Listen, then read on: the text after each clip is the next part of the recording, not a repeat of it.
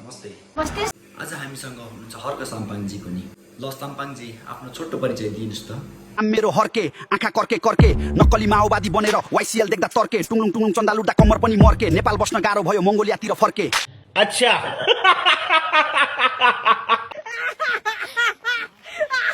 केटी भन्दा आहा गर्ने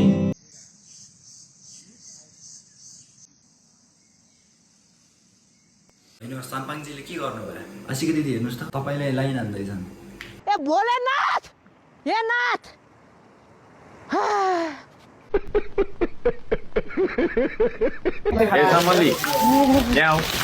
आशिका दिदी तपाईले त साम्पाङजीले बोलाउँदै हुनुहुन्छ त। मलाई यहाँ जाडो भयो यहाँ बस। होइन आशिका दिदी हर्क साम्पाङजीले के भन्नुहुन्छ हौ यस्तो? उठे परे यहाँ कन्डम भेट्न बेर छैन अहिले। त्यस्तो होइन होला दिदी छोडिदिनु। अनि दिदीले त म्यासेज फोन पनि गरिराख्नुहुन्छ अरे त हर्क साम्पाङजीलाई त। मेसेज पठाइरहेको हुन्छ दिनमा 1500 कल जति कल आउँछ। नचाहिने कुरा नलाग्नु है। त्यही त भने दिदी अघिबाट नचाहिने कुरा गरिराख्नु भएको छ। आशिका दिदी को हो चिन्नुभयो तपाईँले? को तपाईँले भन्नु नि त को? दिदी तपाईँले राम्रोसँग भनिदिनु त को हो भनेर। You ask me who I am.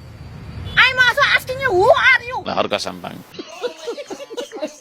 ए दिदी छोडिदिनु यस्ता कुरा छोडिदिनु। अनि हर्क साम्पाङजी तपाईँलाई भन्नुहोस् त तपाईँले यो देशमा को मनपर्छ? मलाई यो देशमा एकैजना मात्रै मान्छे मनपर्छ हर्क साम्पाङ। उसको विचार महान देख्छु म के। ल तपाईँ त आफ्नो बयान आफै गर्दै हुनुहुन्छ त। ल दिदी तपाईँ यस्तो मान्छेलाई के भन्न चाहनुहुन्छ? फुलिसक्यो बुढो भइसक्यो दारी फुलिसक्यो तर बुद्धि भनी यति छैन यति।